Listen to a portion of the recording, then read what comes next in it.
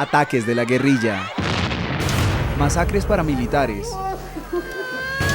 Ataques de narcotraficantes. La nación es presa del odio.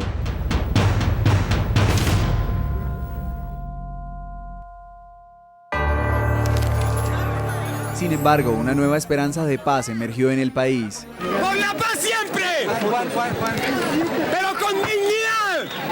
¡Con respeto! ¡A un pueblo lleno de necesidades! ¡A un pueblo en lucha!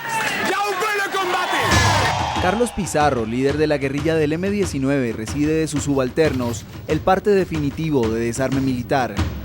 Con este gesto simple y limpio se inició el camino de la paz. Así comenzó el movimiento que partirá nuestra historia y unirá a todos los colombianos para construir con Pizarro una nación más democrática y poderosa.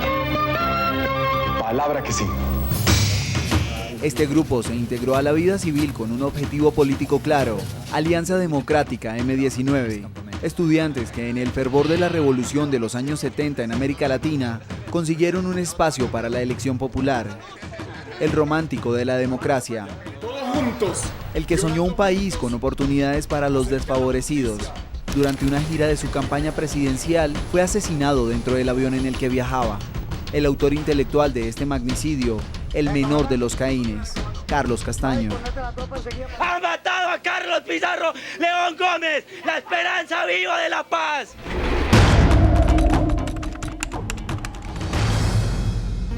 Se plantea como objetivo la conquista de la paz. 24 de mayo de 1990, la guerrilla del EPL firmó la desmovilización con el gobierno del presidente Virgilio Barco. De la criminalidad pasaron a llamarse Esperanza, Paz y Libertad.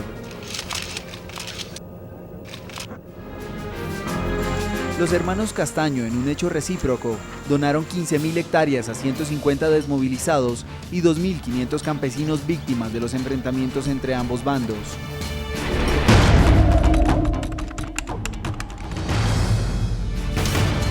Al tiempo que las regiones de Córdoba y Urabá fueron partícipes de un aparente tiempo de paz, Pablo Escobar negociaba con el gobierno su entrega. El capo fue detenido en una cárcel acondicionada a su acomodo. Esta caleta fue encontrada por las autoridades en uno de los closets de las habitaciones que Pablo Escobar Gaviria tenía dentro de la catedral.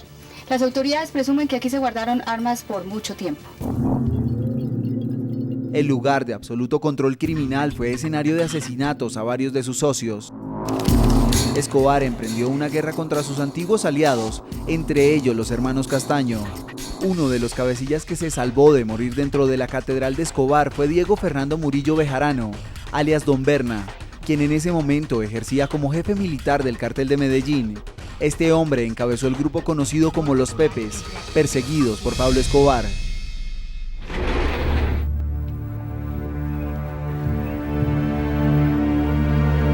La guerra contra el patrón fue a muerte. Ante la noticia de un posible traslado de prisión, Escobar huye y su búsqueda se convierte en una cacería. Al tiempo que atacaba y era atacado por los Pepes, conformados por los Castaño. Familiares, testaferros, amigos y hasta mascotas eran víctimas. Terremoto de Manizales, un caballo de paso fino colombiano de características únicas, valorado en $1 millón, fue secuestrado, castrado y posteriormente abandonado en una calle de Medellín por cuenta de los Pepes. El famoso caballo Terremoto, tal vez es el mejor caballo que hay hoy. La persecución de los Castaños, sumado a los seguimientos por parte de las autoridades colombianas, llevaron a un callejón sin salida al capo de capos. Pablo Escobar fue ultimado en el tejado de una casa. Deciden matarlo. ¿Quiénes lo matan?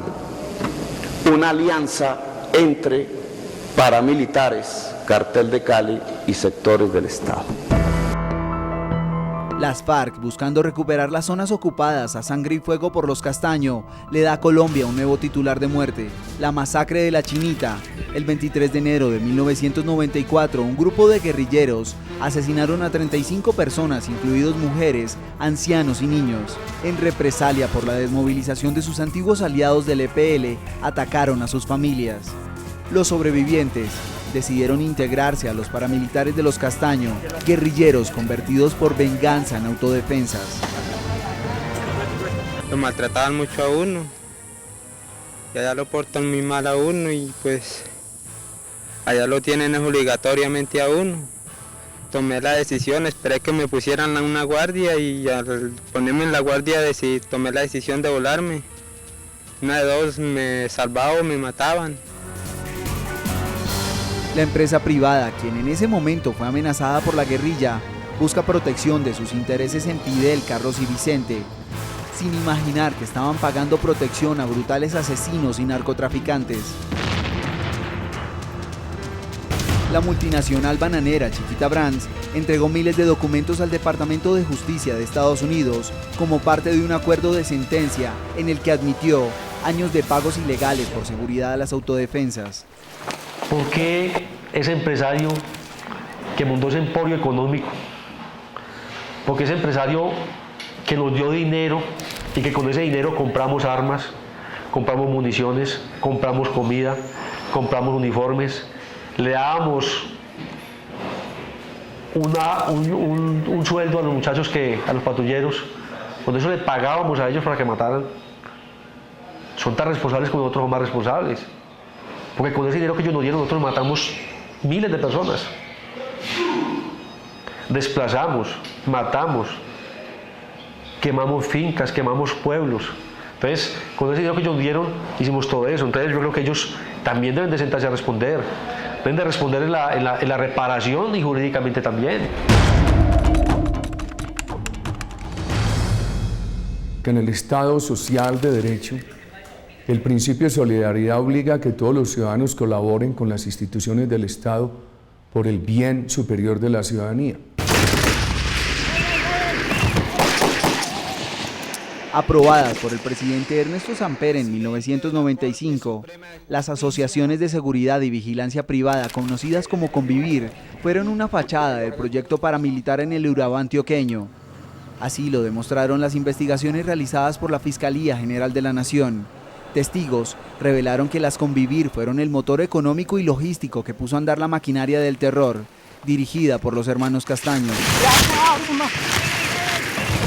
A Pablo Escobar lo matan el 3 de diciembre de 1993 y 2 meses después, el 11 de febrero de 1994, se expide el decreto 356 que autoriza legalmente la conformación de las Convivir.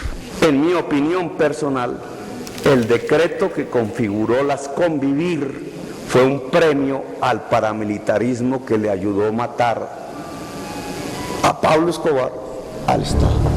El expresidente Uribe fue uno de los promotores de las Convivir, siendo gobernador del departamento de Antioquia. La derecha se erigía en dueña de las libertades y la izquierda reclamaba justicia social. Como gobernador de Antioquia yo les apoyé abiertamente, estaban en la ley, era una política del gobierno nacional. Creo que nosotros apoyamos a más alrededor de 60, 67 organizaciones Convivir. Y denunciamos 2 porque incumplían la ley, pero el país tenía más de 600. Ahora, ¿qué hice yo como presidente? Como presidente, y lo anuncié como candidato, dije, Colombia necesita la integración de la ciudadanía con las Fuerzas Armadas y la Constitución. Por eso vamos a crear una red de 1 millón de ciudadanos cooperantes, desarmados y con información. No creamos una red de 1 millón. Creamos una red de 4 millones.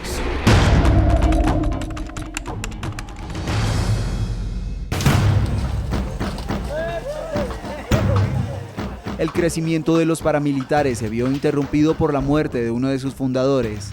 Fidel Castaño murió en extrañas circunstancias aún no reveladas. Rambo fuera del camino, las riendas quedaron en manos de Carlos, quien con tan solo 29 años vislumbró un futuro diferente para los paramilitares. Si la guerrilla sigue burlándose del país y el gobierno sigue entregando a la nación, ¿cómo vamos a pretender quedarnos quietos? Nuevamente, hacendados, campesinos humildes y narcotraficantes se ven envueltos en una guerra nacional. Formadas las Autodefensas Unidas de Colombia, AUC, Carlos y Vicente dieron un golpe a las FARC en su territorio. un contingente de 140 hombres fue trasladado hasta el municipio de Mapiripán, en el suroriente de Colombia. Miembros de las Fuerzas Armadas y la Aeronáutica Civil encubrieron 2 aviones que llevaron a los paramilitares. Colombia conoció una de las masacres más aterradoras de la historia reciente del país.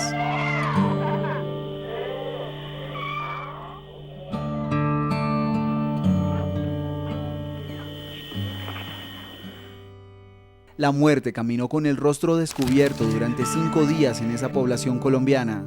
Esta escena de terror elevó la imagen de los hermanos Castaño a la escena pública.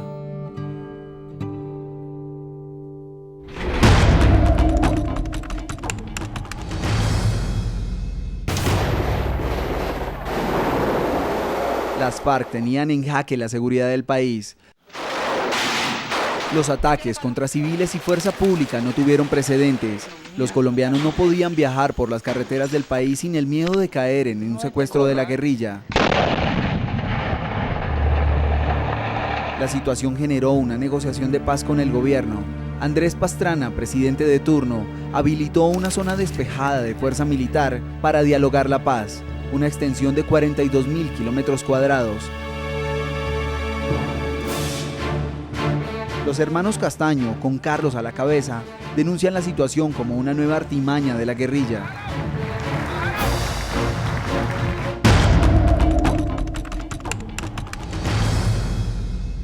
Es que a Álvaro le cae el país en la cabeza. Él vislumbra todo este gran país como una zona de orden público total, es decir, como un solo convivir, caray.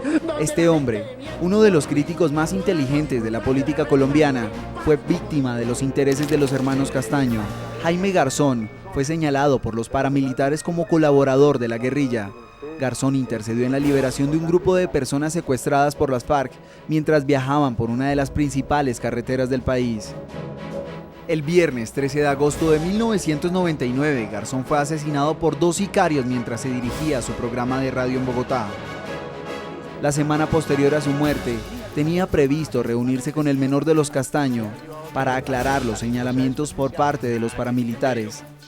Quiero morirme de manera singular, quiero un adiós de carnaval.